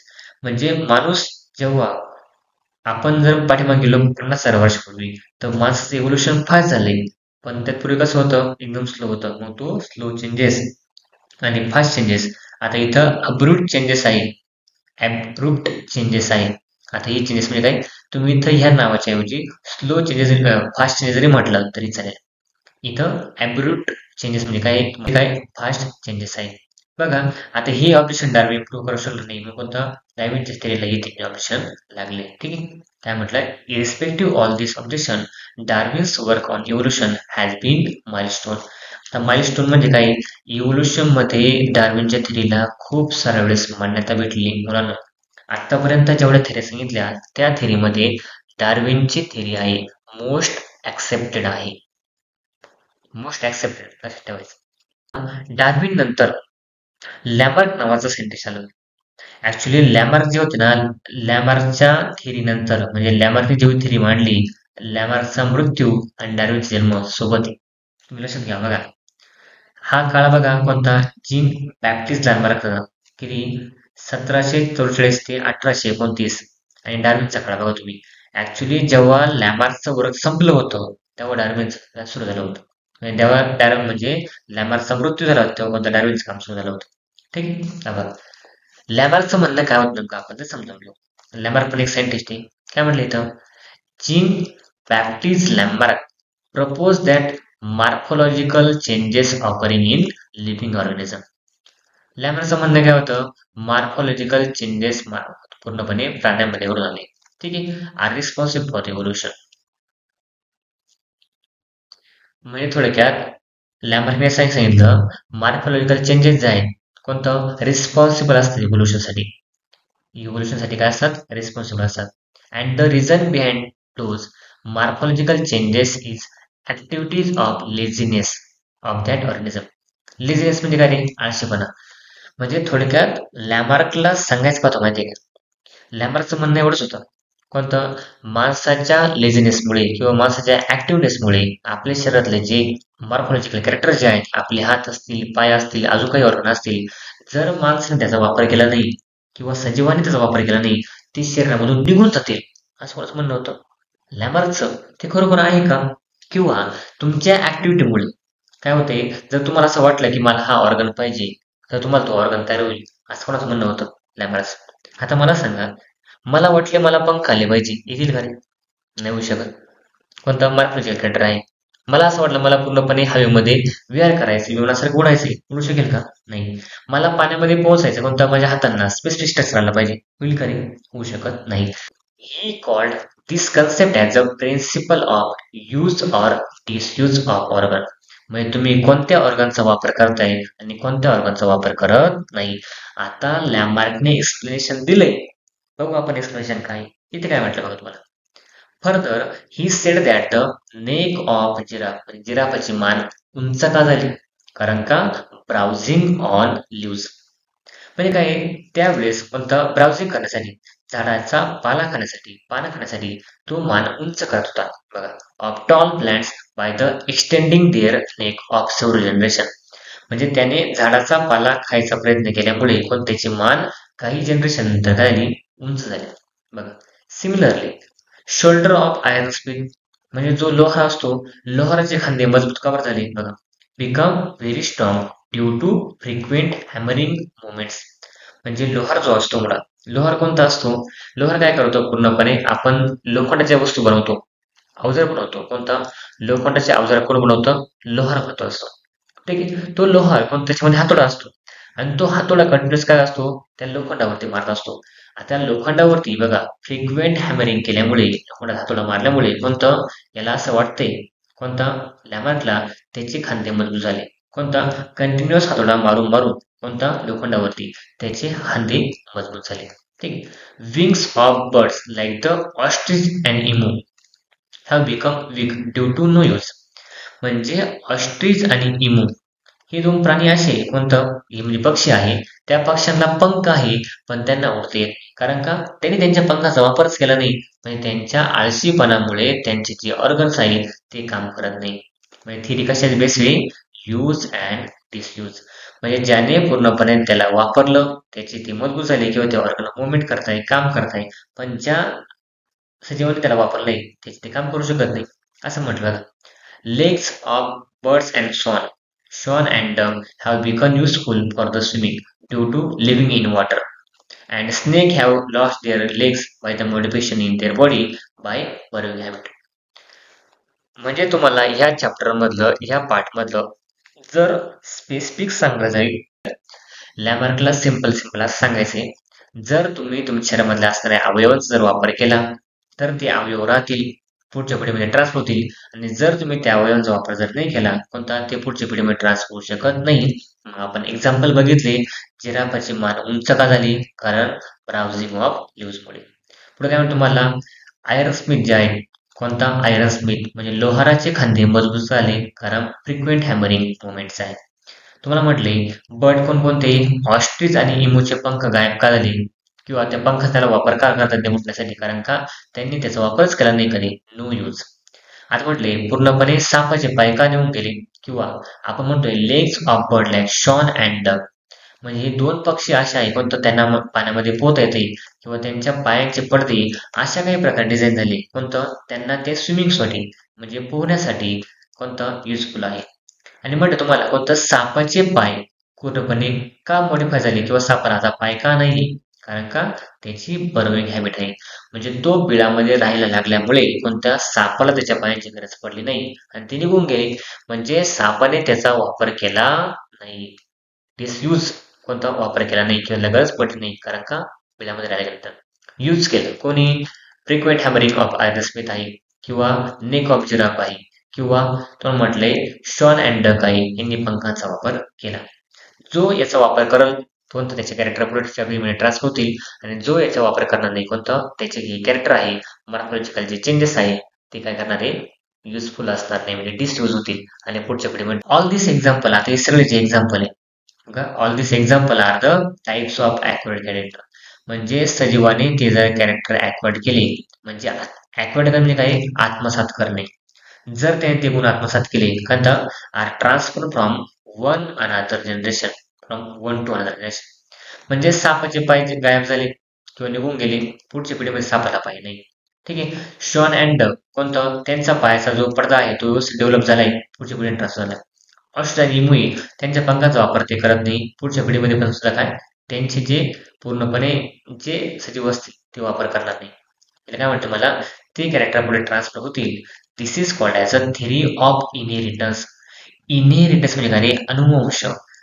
अनुवंश आपण पहिले बघितलं हेरिडिटी आणि इव्होल्यूशनमध्ये, हेरिडिटीच्या पार्टमध्ये. इनहेरिटन्स काय, अनुवंश. म्हणजे यांचा हा अनुवंश त्याने जे कॅरेक्टर ॲक्वायर्ड केले, सापाने जे विदाऊट पायाचं कॅरेक्टर ॲक्वायर्ड केले ते पुढच्या पिढीमध्ये ट्रान्सफर होईल, असं कोणाचं म्हणणं होतं, लॅमार्कचं. Of acquired character or the Lamarckism. आणि यालाच काय म्हणतो आपण, पुरानो ॲक्वायर्ड कॅरेक्टर ऑफ लॅमार्किझम. ठीक आहे. आता बघा हे तुम्हाला दिलेले कोणतं, जिराफाची मान उंच का झाली, त्याचं अजून एक एक्सप्लेनेशन काय म्हटलं मी तुम्हाला बघा, development of organ due to specific activity. आता ऑर्गनची डेव्हलपमेंट झाली कशामुळे, स्पेसिफिक ऍक्टिव्हिटी काहीतरी तुम्ही केल्यामुळे. Of their degeneration due to no use. म्हणजे काही ते कॅरेक्टर वाढले कशामुळे, तुमच्या वापरामुळे, आणि काही डिजनरेट झाले म्हणजे निघून गेले बिकॉज ऑफ तुम्ही वापर केला नाही. All was widely accepted but transfer of those character from generation to generation was rejected. आता काही काही कॅरेक्टर ऍक्सेप्ट केले गेले पण काही कॅरेक्टर ऍक्सेप्ट नाही केले. कोणतं, आता समजा जिराफाची मान उंच आहे, पुढच्या पिढीमध्ये ट्रान्सफर झाली ही मान्य आहे, पण सगळेच कॅरेक्टर पुढे जातील का, नाही. त्याचं सिम्पल एक्झाम्पल आहे, तुम्हाला एक शास्त्रज्ञ तो माहित असेल तर शास्त्रज्ञाचं नाव आता मी तुम्हाला सांगणार नाही कारण तुम्हाला एवढं डिटेल्समध्ये नाही, पण त्यांनी काय केलं तुम्हाला सांगतो. एक शास्त्रज्ञ होता, त्याने काय केलं, पूर्णपणे माईस घेतला. माईस माईस म्हणजे काय, पूर्णपणे उंदीर जे आहे. आणि त्यांनी काय केलं, लॅमार्कने म्हटल्याप्रमाणे कोणतं, आपण जर कॅरेक्टर वापरलं नाही किंवा असं एखादी गोष्ट आपण वापरली नाही किंवा आपल्या शरीराचं एखादं पार्ट वापरलं नाही तर पुढच्या पिढीमध्ये ट्रान्सफर होतो, असं माझं म्हणणं होतं लॅमर्स. मग याने काय केलं, पुढच्या सरतेने उंदरं घेतले, उंदरं, आणि उंदरांच्या शेपट्या कट केल्या. कोणता, पर्यंत एक उंदीर घेतला, त्याची शेपट कुठे पूर्ण कट करून टाकली आणि त्याचं रिप्रोडक्शन केलं. पुढच्या पिढीमध्ये काय, त्या उंदराला शेपटी यायची. कोणता, शेपटी यायची. परत याची शेपटी कट केली, परत पुढच्या पिढीत ट्रान्सफर केलं, परत याला शेपटी यायची. आता लॅमार्कचं म्हणणं इथं डिस्प्रूव्ह झालं, कारण का समजा पहिल्या उंदराने शेपटी जर वापरलीच नाही, पुढच्या पिढीच्या मधल्या उंदराला शेपटी येते कसं काय, म्हणजे इनहेरिट होत नाही, कोणताही कॅरेक्टर काय होत नाही, पूर्णपणे इनहेरिट होत नाही. मुलांनो, या शास्त्रात जवळपास 948 पेक्षा जास्त उंदरांवरती प्रयोग केला. म्हणजे यांनी 948 उंदरं पाळले होते आणि कोणता त्यांची शेपट्या कट करत गेला, तरी पण त्या 948 कोणता उंदरांना शेपटी आलाय. म्हणजे या उंदराने जरी ती शेपटी वापरली नाही तरी पुढच्या पिढीमध्ये हे character as it is transfer व्हायचं. लक्षात, लॅमार्कची तरी काय झाली, डिस्प्रूव्ह झाली. ठीक आहे.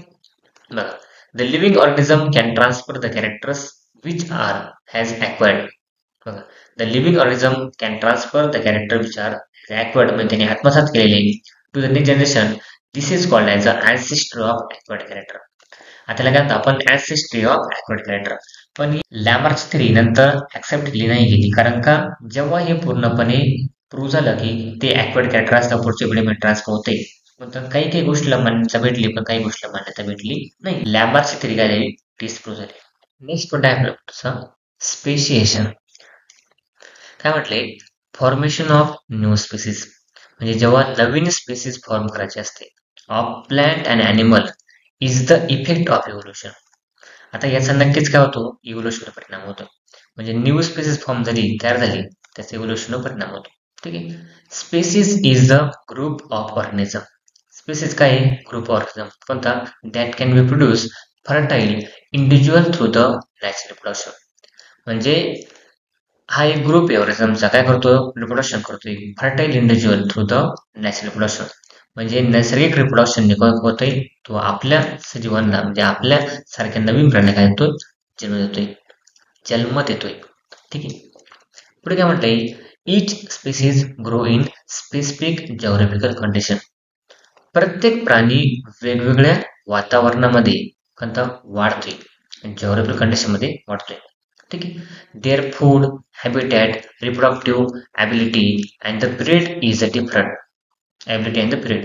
म्हणजे विचार करा, तुम्ही आपल्या समाजामध्ये, आपल्या आजूबाजूचा जो समाज आहे, पण त्या समाजामध्ये बघितलं असेल, तुम्हाला भरपूर साऱ्या स्पेसिस बघायला भेटतील. या सगळ्या स्पेसिस कशा तयार झाल्या, कारण का प्रत्येकाला लागणारं फूड, म्हणजे त्यांचा चारा, त्यांचं अन्न, त्यांच्या राहण्याचं ठिकाण आणि रिप्रोडक्टिव्ह ॲबिलिटी वेगळी. तुम्हाला एक्झाम्पल सांगतो. फॉर एक्झाम्पल, मेल आहे, माणूस आहे, माणूस कोणता, ह्युमन आहे. ह्युमनला एका वेळेस फक्त एकच किंवा दोनच मुलं जे आहेत होऊ शकतात. तसं मला सांगा, आपण जर डॉगचं एक्झाम्पल घेतलं, कोणतं, डॉगला एक वेळेस कमीत कमी 4 ते 5 जे आहेत कोणतं पिल्लं होतं, तुम्हाला म्हटलं ते. असं प्रत्येकाचं वेगळं आहे. तसं आपण कोणाचं घेतलं, आपण घेतलं स्नेकचं. आता स्नेकला एका वेळी किती आयडिया येतोय ते आपल्याला माहित आहे. म्हणजे प्रत्येकाचं ॲबिलिटी, प्रत्येकाचं फूड आहे, रिप्रोडक्टिव्ह ॲबिलिटी आहे, वेगवेगळी आहे. ठीक आहे. However, genetic variation is responsible for the formation of new species. तसं असतं तरी प्रत्येकाचे जेनेटिक व्हेरिएशन वेगळे. ठीक आहे. फ्रॉम द अर्लियर वन ते ऑलरेडी आपण बघितलं. Besides, geographical and the reproductive changes are also responsible. म्हणजे प्रत्येकाचं अन्न वेगळं आहे, प्रत्येकाच्या जाण्याचं ठिकाण वेगळं आहे, प्रत्येकाची हॅबिटॅट वेगळी आहे, प्रत्येकाचं रिप्रोडक्टिव्ह ॲबिलिटी वेगळी आहे, पिरियड वेगळं आहे. तसं जरी असतं तरी कोणतं, जिओग्राफी, कोणतं, आपल्या आजूबाजूचं वातावरण आपल्यासाठी रिस्पॉन्सिबल असतं. तुम्हाला अजून एक सिंपल एक्झाम्पल देऊ का, बघा, तुम्ही भारतातले वेगवेगळे राज्य घ्या, कोणता, फॉर एक्झाम्पल हिमाचल प्रदेश घ्या तुम्ही. ठीक आहे. राजस्थान घ्या, त्यानंतर कोणता, आपलं महाराष्ट्र वगैरे घ्या, त्यानंतर कोणतं आपलं फॉर एक्झाम्पल केरळ वगैरे घ्या. आता या मला सांगा रे, या सगळ्या राज्यांमध्ये राहणारे माणसं, त्यांच्या कलरमध्ये, त्यांच्या हावभावामध्ये, त्यांच्या खाण्यामध्ये फरक आहे की नाही, किंवा त्यांचं आजूबाजूचं वातावरण वेगळं आहे. आपला महाराष्ट्र कोणता, आपल्या महाराष्ट्रामध्ये तुम्हाला म्हटलंय जास्तीत जास्त गरम म्हणजे हीट पण नाही, कोणतं जास्तीत जास्त हीट पण नाही आणि पूर्णपणे कोल्ड पण नाही बघा. त्याच्यात राजस्थान कोणतं जास्तीत जास्त हीट आहे. हिमाचल प्रदेश मध्ये जास्तीत जास्त कोल्ड आहे आणि केरळमध्ये जास्तीत जास्त हीट आहे बघा. कोणतं उष्ण जास्तीत जास्त असते. कारण का ही समुद्रालगत येणारे भागी. म्हणजे आपला महाराष्ट्र मिडल आहे. त्याच्यामध्ये कोल्ड पण असतं आणि कोणतं हीट पण असतं. राजस्थानमध्ये काय असते जास्तीत जास्त हीट असते आणि हिमाचल प्रदेशमध्ये जास्त जास्त कोल्ड असतं. त्यामुळे हिमाचल प्रदेशमध्ये राहणारे माणसं कोणतं मीठ वगैरे खातात म्हणजे मटण वगैरे जास्त प्रिफर करतात कारण का त्यांना थंडीपासून जर वाचायचं असेल कोणतं त्यांना मीठ खाणं गरजेचं आहे. राजस्थान आहे कोणतं त्यांना जर हीट पासून वाचायचं असेल त्यांना दुधाचे पदार्थ मिल्क प्रोडक्ट जे आहेत कोणतं जास्तीत जास्त हे माणसं खातात मिल्क प्रोडक्ट लक्षात ठेवा. महाराष्ट्र दोन्ही पण मीठ आणि पूर्णपणे मिल्क प्रोडक्ट आणि केरळमध्ये राहणारे माणसं तुम्ही त्यांचे जर कपडे बघितले कोणतं राहण्याचं जर ठिकाण बघितलं त्यांच्या घरांना जवळपास कौल आहे कौल किंवा आपल्या महाराष्ट्रामध्ये जे माणसं समुद्र किनाऱ्यावरती राहतात किंवा त्याच्या आजूबाजूला राहतात कोणता त्याचा जर आपण हावभाव बघितला पेहराव बघितला तो कसा आहे सिंपल आहे. त्यांच्या घरांना अजून पण कौल आहे महाराष्ट्रामध्ये. तुम्ही बघा रायगड रत्नागिरी या भागामध्ये जाऊन बघा वेंगुर्ला वगैरे या भागामध्ये जवळपास जे माणसं सिंपल राहतात त्यांच्या घरांना काही कौल वगैरे आहे कारण का उष्णता खूप असते. त्या उष्णतेला मेंटेन करायचं जर असेल तर आपल्या घरांची बांधणी अशी करावी लागते. ठीक आहे. त्यामुळे काय म्हटलंय तुम्हाला reproductive isolation also leads to speciation. Geography change झाल्यामुळे तुम्हाला जास्तीत जास्त स्पेसिएशन बघायला भेटते हे त्याचं आन्सर आहे आणि यालाच काय म्हणतो आपण स्पेसिएशन. आता आलाय आपल्या चॅप्टरचा लास्ट पार्ट तो म्हणजे कोणता रे ह्युमन इव्होल्युशन आहे. आता माणसाचं इव्होल्युशन कसं झालंय आतापर्यंत आपण बघितलं इव्होल्युशन इव्होल्युशन इव्होल्युशन म्हणजे उत्क्रांती उत्क्रांती उत्क्रांती काय असतं. आता बघायचं आपलं कोणाचं रे माणसाचं इव्होल्युशन म्हणजे माणसाची उत्क्रांती कशी झाली. ठीक आहे इथे मी लिहितोय मानवाची उत्क्रांती. ठीक आहे माणसाची उत्क्रांती कशी झाली आपल्याला बघायची. बघा काय म्हटलं इथे the biodiversity that known today has been said to be form of very simple unicellular organism due to evolution. आता आपण हे बघितलं जैवविविधता कशी म्हणता आली कोणत्या पूर्णपणे एका युनिसेल्युलर ऑर्गनिझम पासून तयार आली. ठीक आहे. In this evolution origin of human evolution can be shown as per the picture given below. आपण एक पिक्चर बघणार आहे पुढे त्या पिक्चर मध्ये आपलं ह्युमन इव्होल्युशन दाखवलं आहे म्हणजे माणसाची उत्क्रांती कशी झाली. बघ last dinosaur disappear approximately 7 crore years ago. म्हणजे जो लास्ट डायनोसॉर होता मुलांना कोणता डायनोसॉर डिसअपियर झाला किंवा 7 करोड वर्षापूर्वी. त्यानंतर at the time monkey like animal are said to be evolve. आता जेव्हा 7 करोड वर्षापूर्वी डायनोसॉर डिसअपियर झाला त्यानंतर कोणता माकडासारखा दिसणारा प्राणी तयार झाला कोणता इव्हॉल्व झाला from some ancestor who have more or less similar to the modern lemurs. आता मॉडर्न ल्युमर्स हा सुद्धा एक प्राणी जो माकडासारखा दिसतो मंकी सारखा दिसतो. ठीक आहे. Tail of this monkey like animal of Africa said to be disable. म्हणजे आफ्रिकामध्ये राहणारा जो प्राणी कोणता त्याची जी शेपटी आहे शेपटी टेल डिसॅपियर म्हणजे काय नामशेष व्हायला सुरुवात झाली होती. अबाउट किती वर्षापूर्वी मग 4 करोड वर्षापूर्वी. ठीक आहे. They develop due to the enlargement of the brain and their hand were also improve. म्हणजे काय रे त्यांच्या ब्रेनमध्ये थोडीशी वाढ झाली. त्यांचा ब्रेन काय झाला एनलार्ज झाला वाढला गेला. त्यांच्या हातांचं काय झालं मॉडिफिकेशन झालं. In their brain and hand also improve and this app like animal. इथं एप लाईक म्हणजे काय मुलांनो एप म्हणजे काय शेपटी नसणारा प्राणी तयार झाला. बघा were evolve. Meanwhile these ape-like animals reaches the south and northeast Asia. पहिले बघ काय दिले आफ्रिका नंतर कोणतं रे south and the north Asia and finally evolved in to the gibbon or orangutan. म्हणजे गिबॉन हा सुद्धा एक प्राणी आहे आणि ऑर्गन उतान सुद्धा हा एक प्राणी आहे. या प्राण्यामध्ये त्याचं काय झालं मॉडिफिकेशन झालं म्हणजे थोडक्यात इव्होल्युशन झालं. बघ काय म्हटले remaining app like animal. App म्हणजे काय शेपटी असले प्राणी कुठे आले stay in Africa from them. कुठून आले साऊथ मधून नॉर्थ आशिया मधून कुठे आले आफ्रिकामध्ये आले. कोणता त्यानंतर गोरिला आणि चिंपंजी तयार झाले. ठीक आहे. Evolved about the 2.5 crore years ago. म्हणजे कोरिला आणि चिंपांजी कोणापासून तयार झाली तुम्हाला म्हटलंय या प्राण्यापासून. Evolution of some of 2 crore years old species of apes seem to be occurs in different way.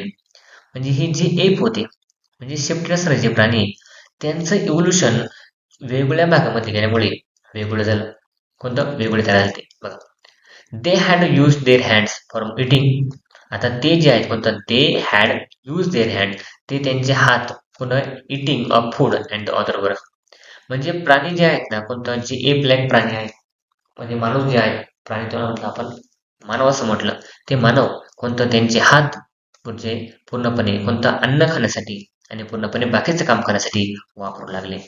पाठीमागे आपल्याला म्हटल्याप्रमाणे कोणता आहे ल्युमर्स म्हणजे ल्युमर्सला बघा काय होती शेपटी होती.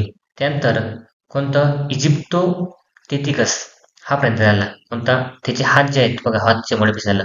त्यानंतर ड्रायोपिथिकस हा प्राणी झाला. नंतर कोणता रामापिथिकस हा तयार झाला. तर कोणता रे ऑस्ट्रोलोपिथिकस यांची नाव आहे. त्यानंतर स्किल ह्युमन जो काही आपल्या हातांचा वापर करायला लागला स्किल होते त्याच्याकडे काहीतरी काय म्हणतात त्याकडे काहीतरी कला वगैरे होती. ठीक आहे. त्यानंतर मॅन विथ इरेक्ट पोश्चर म्हणजे असा माणूस कोणता तो पूर्णपणे ताठ करण्याला चालला लागला. त्यानंतर नेदरलँड माणूस झाला. त्यानंतर क्रो मॅग्नन मॅन झाला. ठीक आहे तयार झाला. असं काय आपली journey of human evolution. Journey of those apes started to live on land. आता जे हे एप होते कोणते शिंपल्यासारखे जे प्राणी होते कोणते ते लाईव्ह म्हणजे काय जमिनीवरती राहायला लागले. कोणता फॉरेस्ट स्टार्टेड टू डिक्लाइन.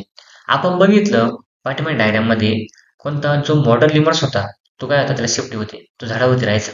पण फॉरेस्ट पूर्णपणे डिक्लाइन झाल्यामुळे कोणतं ड्राय एन्व्हायरमेंट पूर्णपणे ओसाड पडल्यामुळे ड्राय झाल्यामुळे कोणतं their pelvic girdle develop in such way that they started to stand in erect. आता हा पेल्विक गर्डल म्हणजे काय कमरेचा भाग जो होता आता ते जमिनीवरती राहायला लागल्यामुळे कोणता त्यांचा जो कमरेचा भाग आहे थोडासा ताट व्हायला लागला आणि तो ताट झाल्यामुळे कोणता ते कसे लागले पूर्णपणे सरळ उभे राहायला सुरुवात झाली. कोणतं ते स्टार्टेड टू स्टँड इरेक्ट म्हणजे काय सरळ. Posture in the grassland and thereby their hand become available to use. आता हे जमिनीवरती राहायला आल्यामुळे कोणतं त्यांच्या हाताचा वापर त्यांना माहित नव्हता कोणता त्यांचे हात फ्री झाले पूर्णपणे. These first human-like animal with erect posture with using their hand have evolved about 2 crore years ago. म्हणजे असा माणूस राहिला कोणता तो त्याचे हात वापरायला लागला किंवा त्याच्या इरेक्ट पोस्चर म्हणजे काय ताठ करण्याचा माणूस तयार झाला असं मला म्हटले. बघा काय म्हणते इथे first record of human like animal कोणतं आपल्याला पहिलं रेकॉर्ड सापडलं कोणतं माणसाचं बघा with in the form of Ramapithecus.